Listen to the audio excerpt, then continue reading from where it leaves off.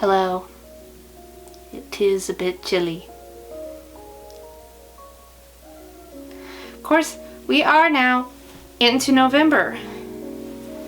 Halloween is but a far memory now, and we are sad to see it go this year, but that's okay. There's plenty to look forward to the rest of the season. Ooh, hoodie hair, don't care. And let's talk about this week's video, which is a plaid dress. That's right, November's gonna be a lot of plaid. I've had a lot of plaid fabrics I've been slowly acquiring and hoarding into my stash, and it's kind of time. And I feel like November is a good month to make a plaid month. Why not?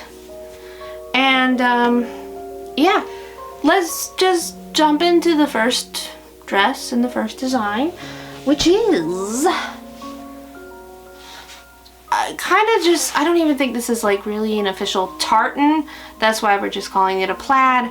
I could be wrong. I don't know outside of my own family's tartan. I don't really keep up that much track, but I really like it. It's very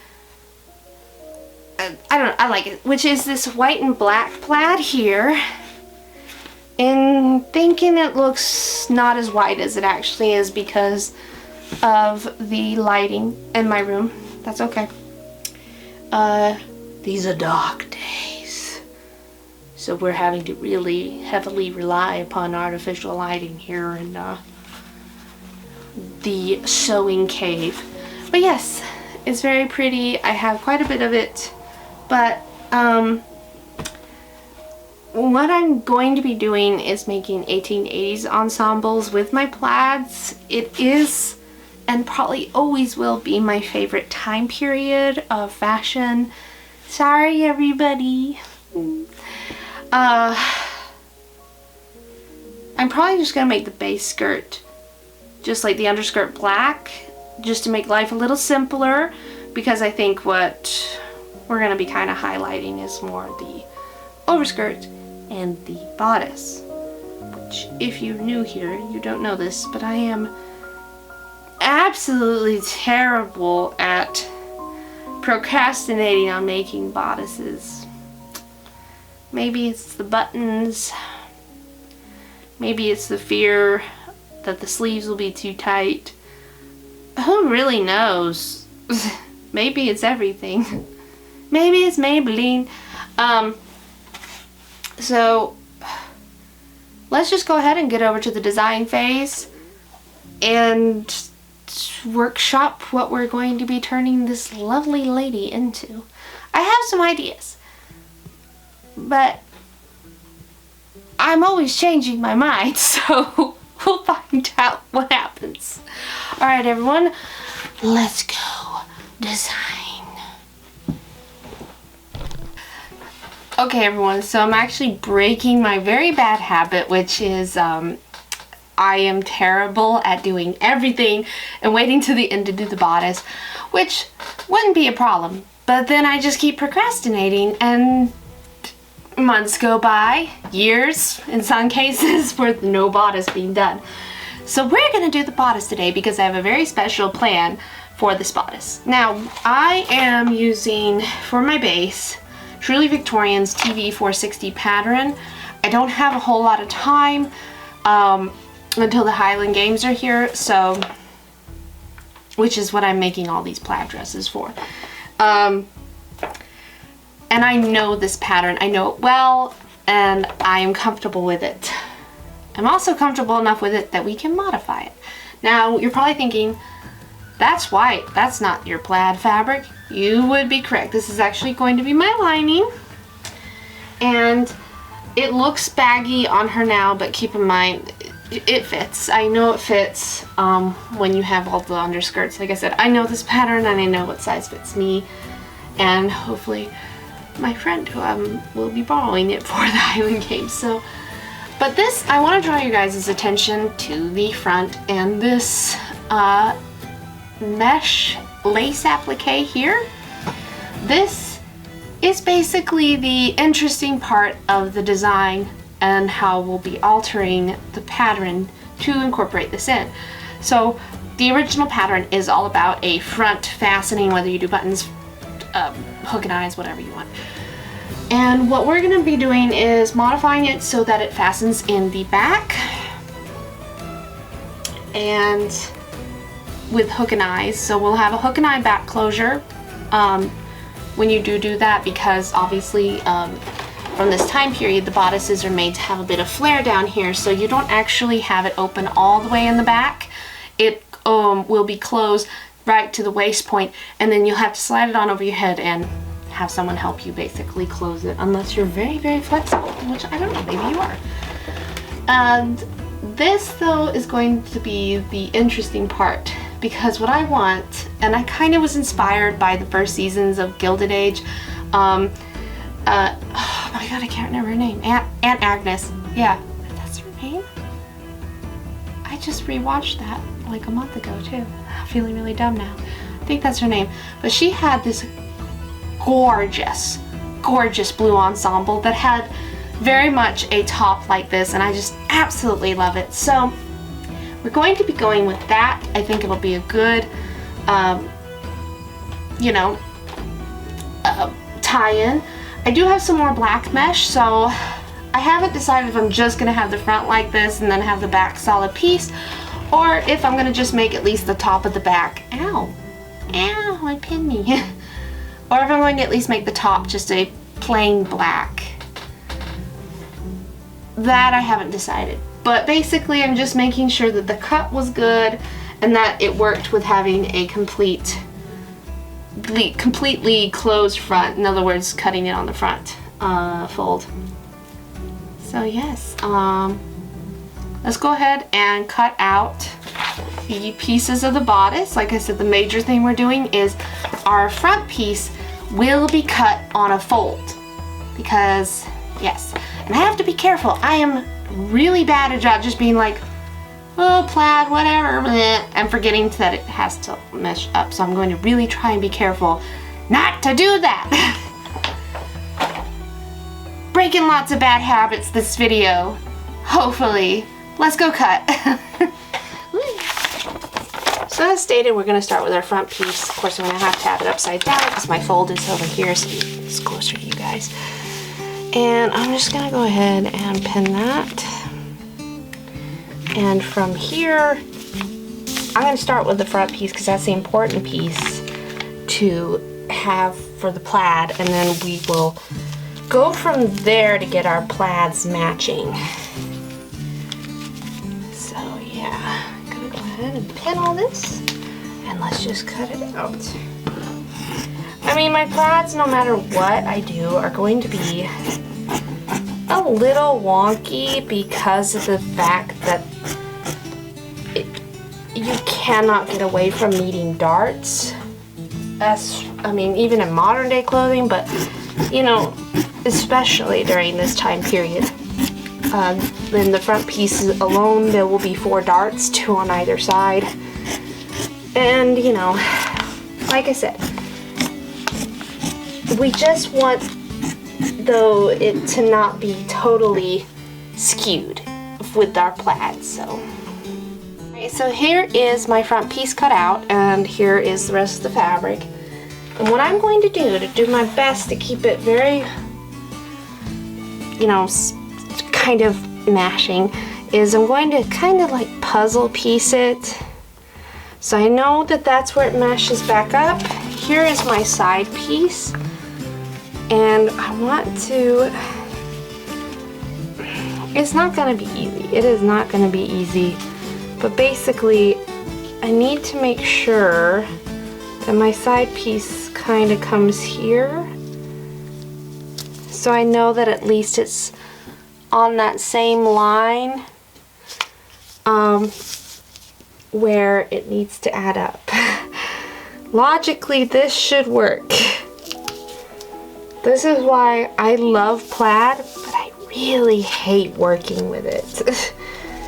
Because it just can be such a pain trying to get it to line up well enough. Like I say, you don't have to cut exactly here where that split is. Obviously we can't, because in this bodice, you know, in the 1880s classic bodice, there's a lot of flare at the bottom while it's very thin at top. So I'm just using that to help me scale on and see where it goes. I hope that makes sense. And I hope this tip helps in some way. Okay, so I have my back pieces open. I've already gone ahead and lined up the other side. And don't feel bad if you have to cut pieces a couple times. This is why they always tell you on patterns, make sure you get extra if you're doing something like plaid.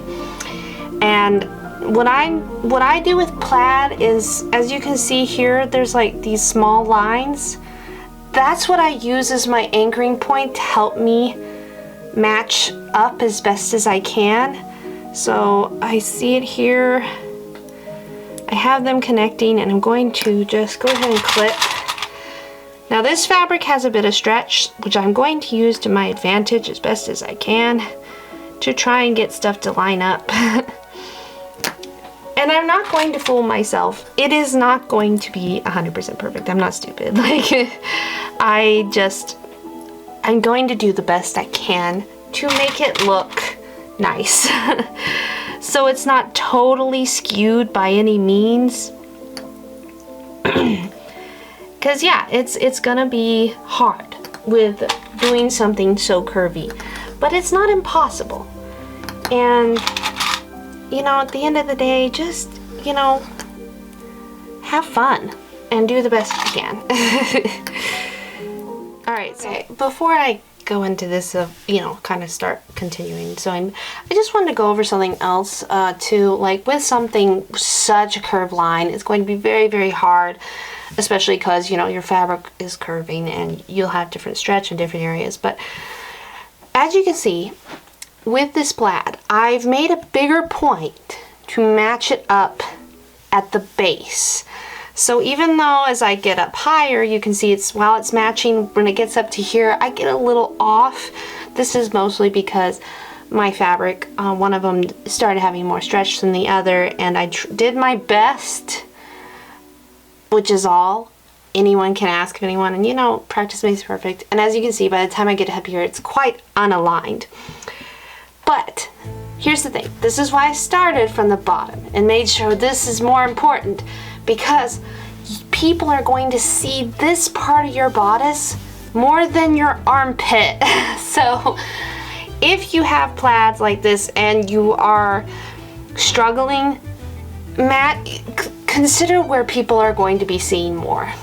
They're going to see more of the base of your bodice over your armpit area.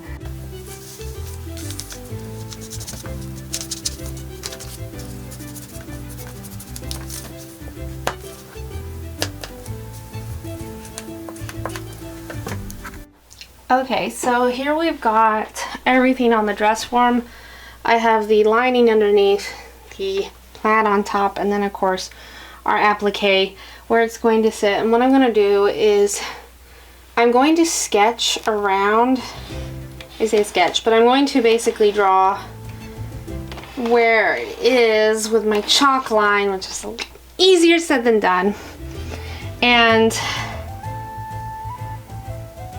what I'll then do is, once I figure out the chalk line area, I'm actually just gonna go ahead and cut it. So now I have to keep in mind, I'm not going to be exact.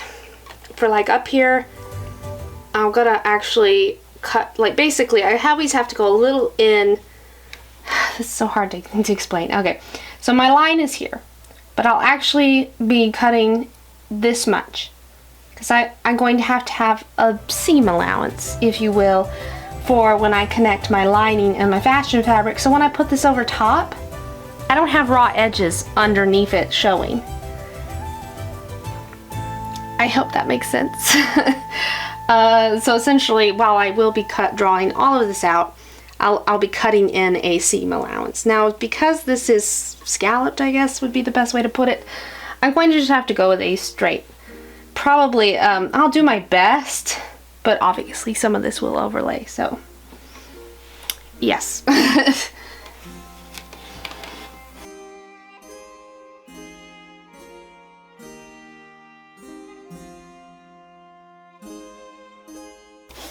So this is going to take me a while because I'm going to have, the chalk does not want to show up very well on this fabric.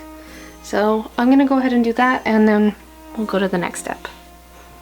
It's super hard to see, but I've gotten my whole scalloped edges and everything all chalked out, and I've actually pinned my fashion side to my lining. So what I'm going to do now is I'm just going to cut, like I said, a little ways in, giving myself a seam allowance. And just very slowly and carefully go around. Maybe move a few pins so I don't have to cut through them. Uh-oh, cat interruption. Alright, well, you guys get the gist. Alright, here's where we are. We've got it cut. And now I'm just gonna take apart the lining from the fashion fabrics and do the opposite of what I have, because right now I have my wrong sides together. So I'm gonna flip it around and put my right sides together, clip everything in place, and then sew along here.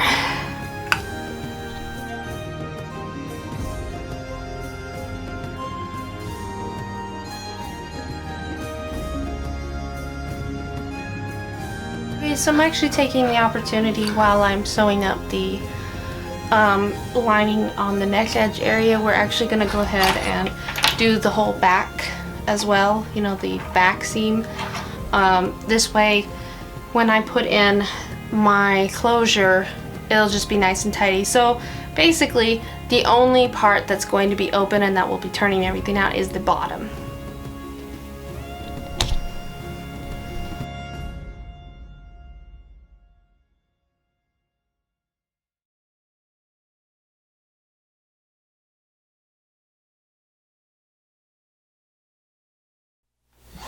Okay, so now that we have everything, you know, pressed and flipped out nicely, I've gone ahead and just kind of placed the back there. So what I'm going to do is we can start pinning our applique piece, our applique collar now. So I'm actually going to probably start with the middle. I think would be the easiest. Like I said, I'm not too concerned if it looks like it's not properly fitted just yet. Just, you know, bear with us for a minute.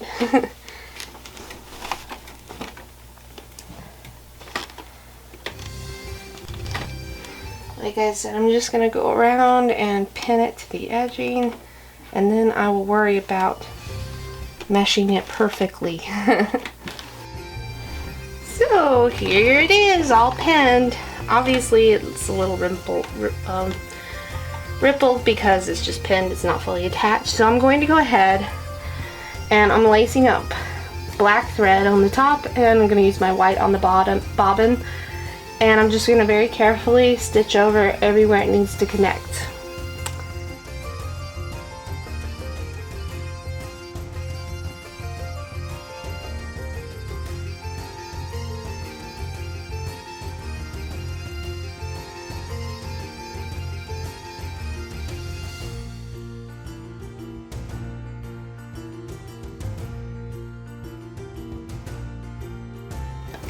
And here's how she's turned out. It looks really good. It's not puckered, as you can see. It's lying nice and flat. It does look a little baggy because she is still completely wide open.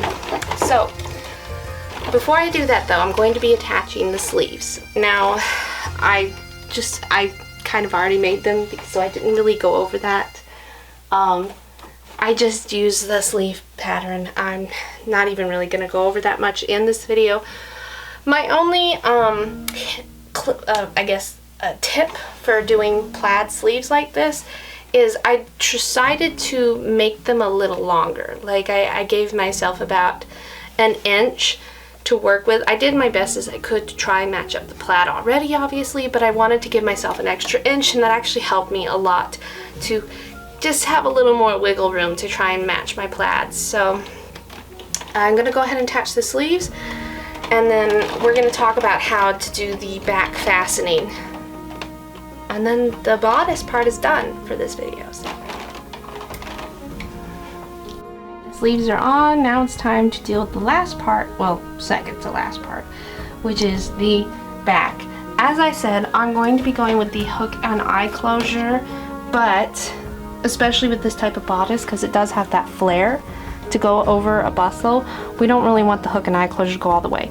So we're gonna actually take right where the waist seam is, and I'm gonna put right sides together and make this a full-on seam, if that makes sense.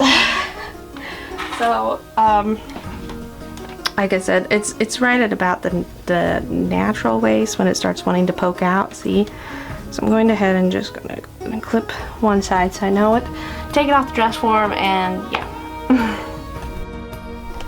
So what I did to kind of help me make sure I got it even is I started actually at the top, clipped it all and went down, and then when I got to that stability clip, clipped it and took all those ones out and just finished it. So I'm gonna go ahead and sew this up. Like I said, I've got my right sides together. After that, I'm actually probably gonna go ahead and baste everything in place at the bottom, making sure that it all lines up. Obviously, like some parts, like here, my lining is a bit longer. So I'm gonna baste all of that.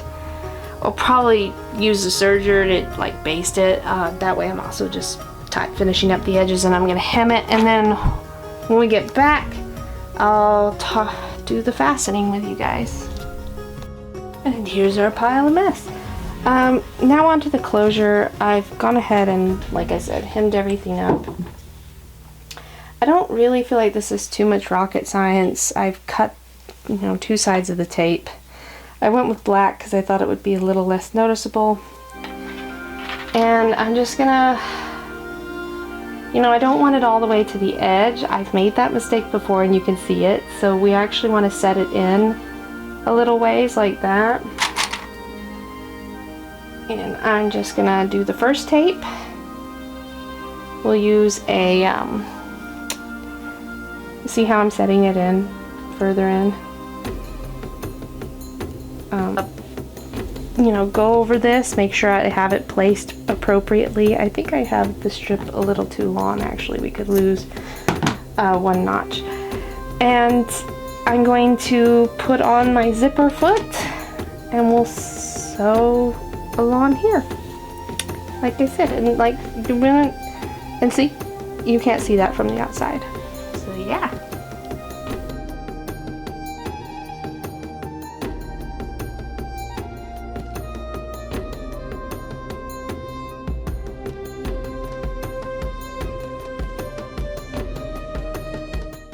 So for the overskirt, I actually wanted to try the Truly Victorian Cascade overskirt, which is number 367. I'll put a picture there for you guys, because I seem to have the pattern pieces, but I absolutely have no idea where my instructions are, so I'll have to just look at them online. You know, save paper, right? And this is very simple. It's only 2 pieces. We have the front apron here, and then this is the big back piece. I certainly hope I have enough fabric left over for this. So I'm gonna go ahead and cut these out. This is one on the fold here, and I assume this must be on the fold too. So when we have such big pattern pieces like this, we're gonna have to completely unwind this, or just take it off the bolt like that, because it has to be folded a different way. Now, I've got a confession for you guys. Me and this overskirt have a jaded past, you could say. I've actually attempted to make this overskirt 2 times previous to this, and it always seems to be cursed. I don't know why.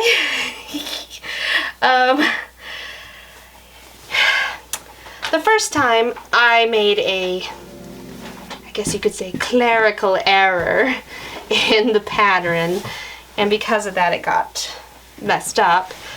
And then the second time I didn't have enough fabric to do said pattern. So I'm really hoping third time's the charm, as they always say.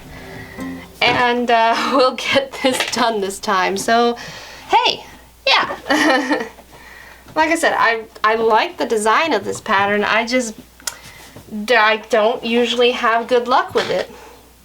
Now, I usually would recommend having a bigger surface because obviously my pattern is going to be hanging off. Thank you, Mushu. Ow! Do you really want to hurt me? I think he does. But that's alright. I will work with having the pattern kind of breaking off the table. Ooh, ooh, I'm good. I got that perfect.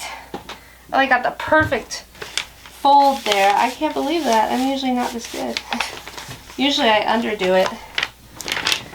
Alright guys, well I'm going to go ahead and pin this and cut everything out.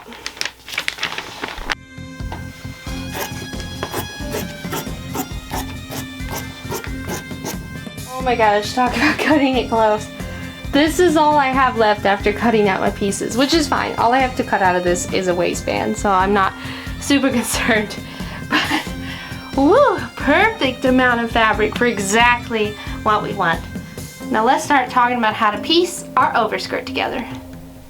Alright, first step is the most simple step. We're going to be putting our darts in, and there's basically 3 on each side, you can see here.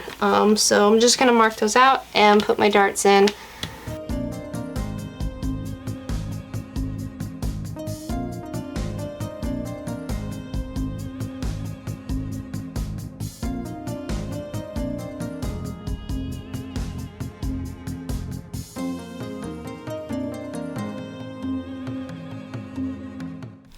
Okay everyone, so I do have a confession is as you saw, I did not pin my darts. Don't do that. I've done this so much on these skirts, I'm just kind of like whatever, and I'm cutting corners as much as I can because of the time limit that we have. The other thing too is I really do recommend always flatlining all of your overskirts. Luckily with this fabric it is just double-sided, so I'm not too concerned. It's also a fairly decent weight, so I'm not worried about it being too lightweight either. And again, cutting corners. This is Mushu, who's really trying to just steal the whole show right now. Alright, I'm pressing on. So yeah, I have this so centered up. I'm going to go ahead and just pin it in place really quick. One part of sewing that you cannot cut corners, and I highly advise you don't cut corners, is, well, it's ironing. And yeah, especially in the summer months, it is terrible. Luckily we are getting cooler, so it's not so bad. But you really do always need to iron, and sewing is very important. Now, what I need to do is we're going to sew through both layers, right up the center here. Now, okay, another confession, I have actually lost my pattern piece that I cut using the facing. So, I just know that this is my center, but basically we're going to be sewing up the center like this in a V, upside down V. Well, I guess to you guys it would be a right side up V on either side like this. So I'm going to just sew a V shape right there up the middle, and then we'll cut between the V to get what we need. I felt like that was kind of confusing, so I'm just going to show you guys really quick sewing it to get a better idea. Like I said, I have right sides together of my facing and my front, and I'm sewing a V up the center roughly. Well, it's the center of the skirt. I don't think it's the center of my facing because I don't know. Here we go.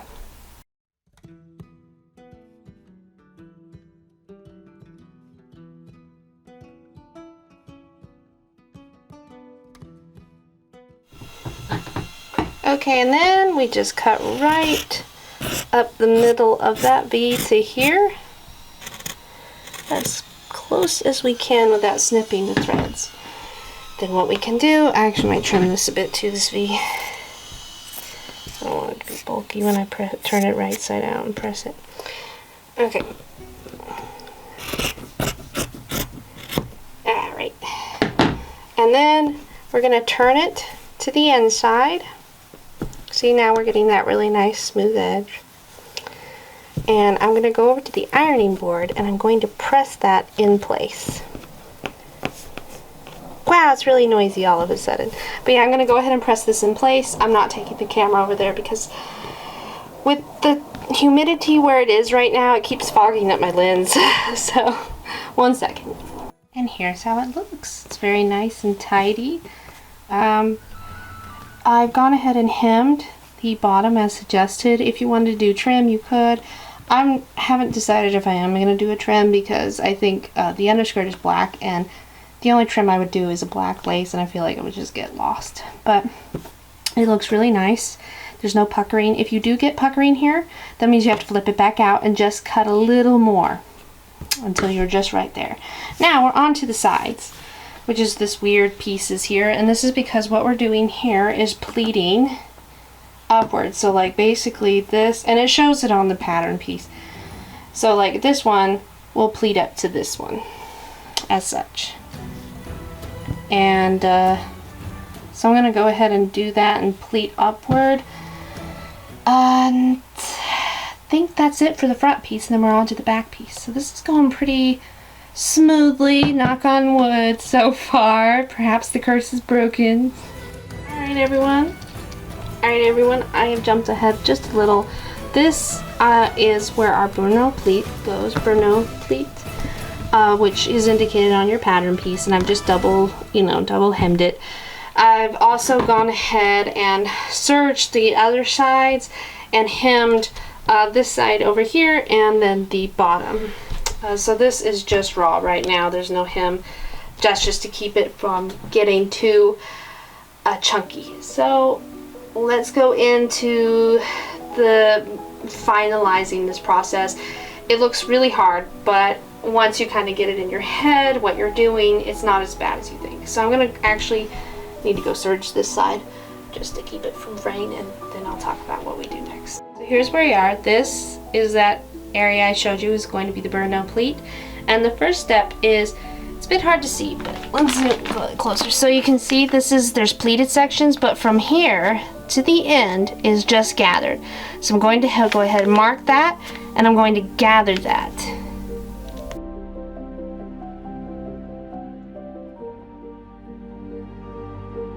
Alright, and there's that gathered edge there, our burnout pleat. And the next step is to go past this pleat down to here, and there are 3 large pleats that go there. So that's what I'm going to put in now. Grab some clips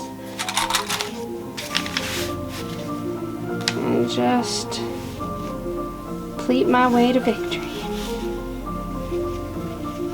Here's what we're looking at. Here's that gathered edge, my hem for my burnout pleat, and all of those other pleats. Now, to create the burnout pleat, we're going to take this edge and just meet it over. Wait, sorry. Hold on. I always get a bit confused. Like this. Okay, so take this edge, grab it, and pull it to like this. So the gathers are now right on top of those other pleats, which has created this, our burnout pleat.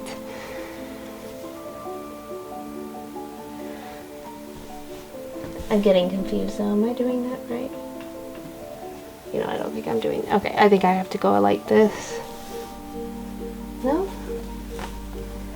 No, I was right the first time. So yeah, I just go like that. Because then, yes, okay. So let's clip that in place. So I did it right the first time. So again, going over it, because this is the confusing part, taking the top edge of the gathered side, just folding it, going like that to meet the other edge. I hope that makes sense. Yes. So I'm going to just kind of pin this in place, because now I gotta go mark all the pleats on this rest of the side, because it basically pleats like this over that edge as well, essentially. So I'm taking the rest of the edge we didn't gather, and I'm going to go mark all my pleats, and they just basically pleat all on top of that edge, and then we will sew that. I'm sorry if I'm rushing this a bit, but I am in a rush, so I'm also hungry. I want to go eat.